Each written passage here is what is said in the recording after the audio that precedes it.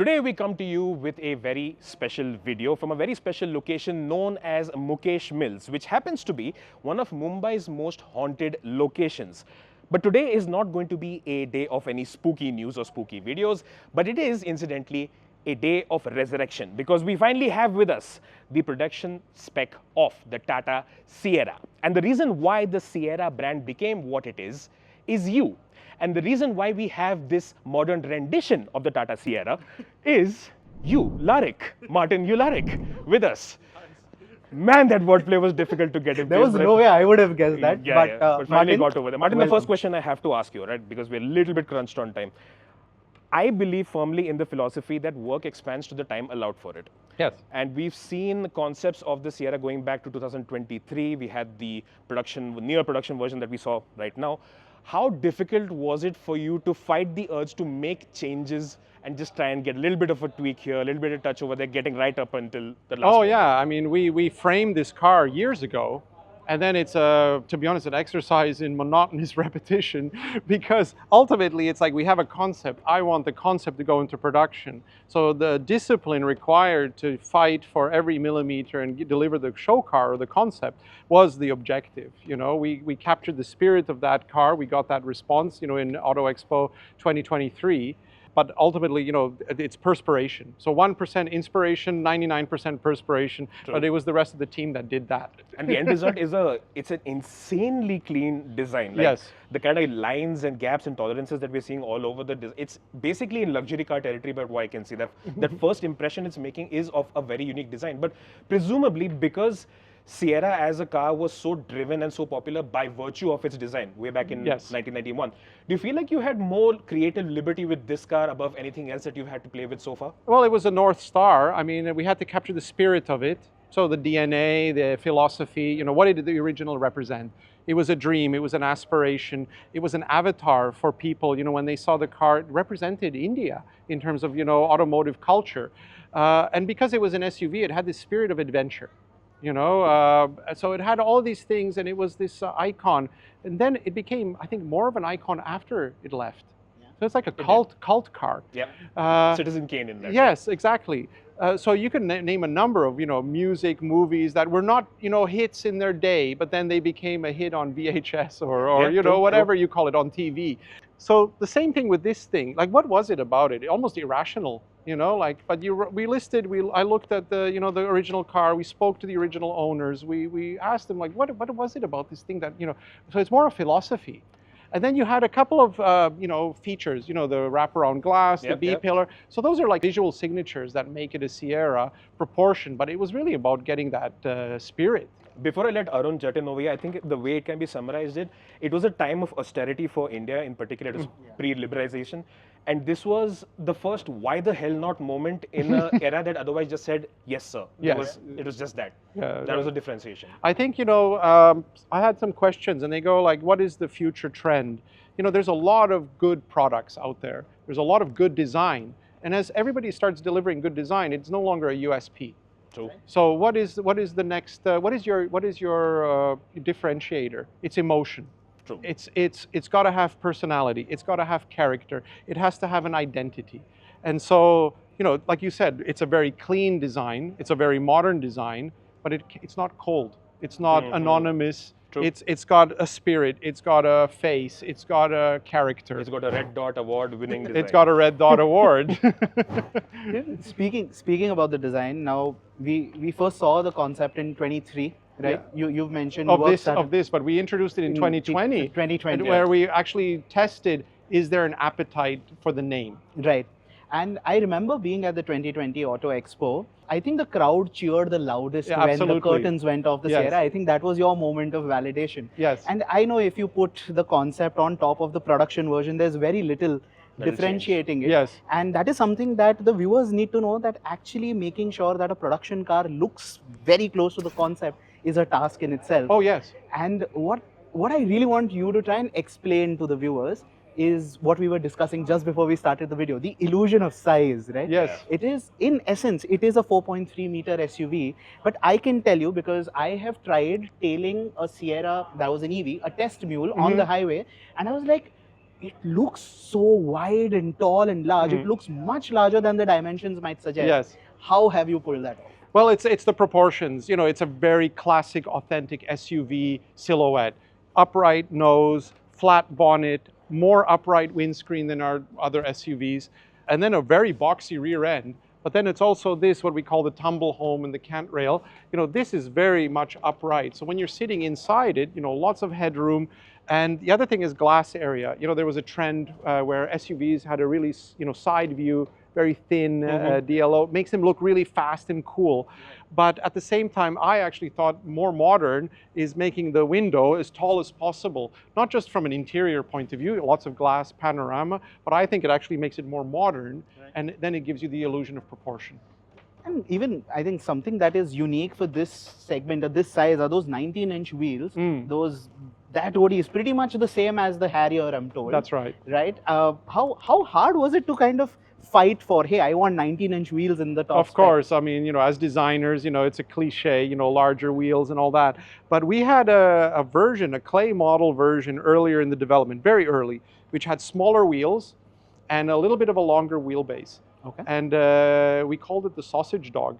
It looked literally like these little feet and, you know, this long like body, a wiener dog. like a Dachshund, you know. And I just said, this doesn't look like an SUV. It doesn't have a sense of strength, or, you know, it might have great roominess, and it might have, you know, a better price point, you know, from a packaging point of view. But it does, you know, this will be, you know, they'll crucify us, you know, if we if we do this. So, you know, there's a certain integrity that the car has to have. It has to communicate capability and SUV-ness.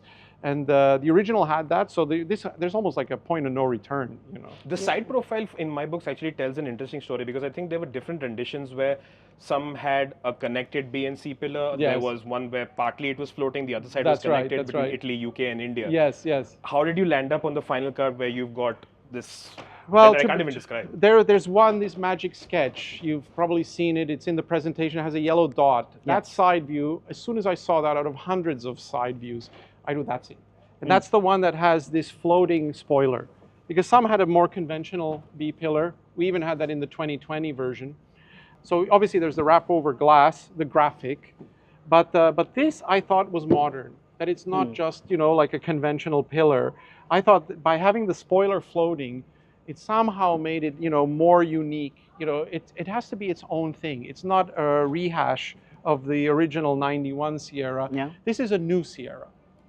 I honestly think the way I'm sure this Alpine window to execute, because you're going from a 3-door to a 5-door, you've achieved that effect by kind of blacking this portion of the roof. But there was also, like, you know, this is a plastic finisher, you know, but it still has drop glass, you know, and then, you know, we fought about hiding the seal this way. You know, they wanted, we had an originally like a conventional seal, so the rubber seal is actually this way. Okay. But then I wanted, you know, no offset between, you know, a fixed glass and a, you know, then a drop glass.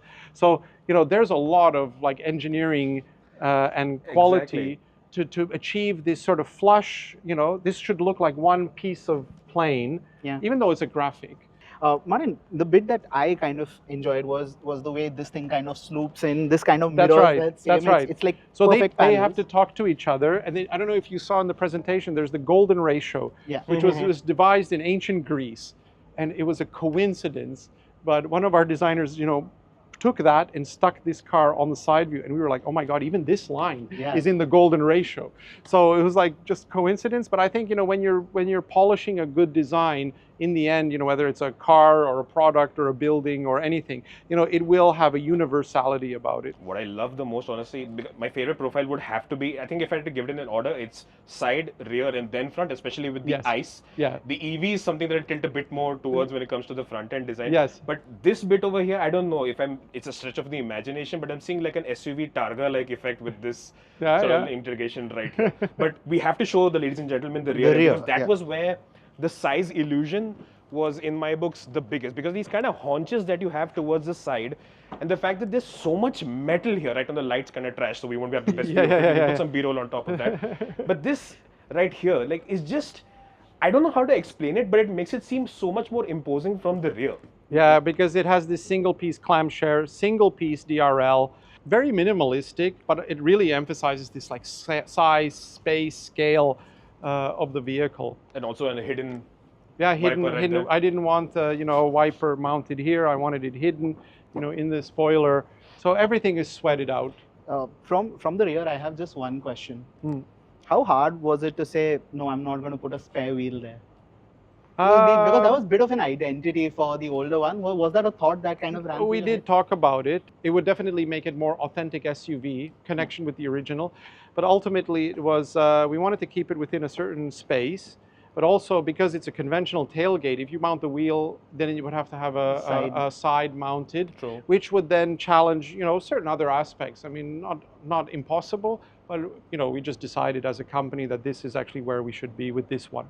And I think, honestly speaking, because we've run through the exterior, where the explosion for me has happened today is honestly the interior. Inside. So we have to head inside. So and let's have a at the look. nuances. So right now, one of the things that we won't be able to capture in the interior is, of course, the execution of how the coast-to-coast screen is looking electronically. Yes. But at least when it's switched off, I think people might just enjoy sitting in this car when it's parked. So what's this been like? Because this is such a unique... This is a soundbar, isn't it? Yes. That's the speaker. How? Well, I mean, we picked this theme, and it was because we wanted this to be a shared experience. So, you know, when we get into the car, you're going to Bluetooth.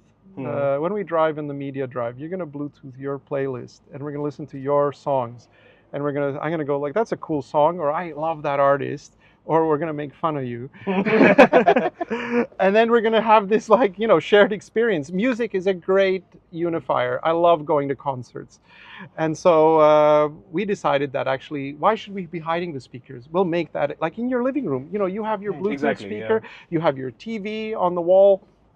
We're going to recreate your living room experience, but in the car. But it's also amazing how you've got the sense of cleanliness with the design even on the inside, because, and thankfully you do have proper toggle switches for some of the core controls. Even here, you know, with the terrain mode. Yeah.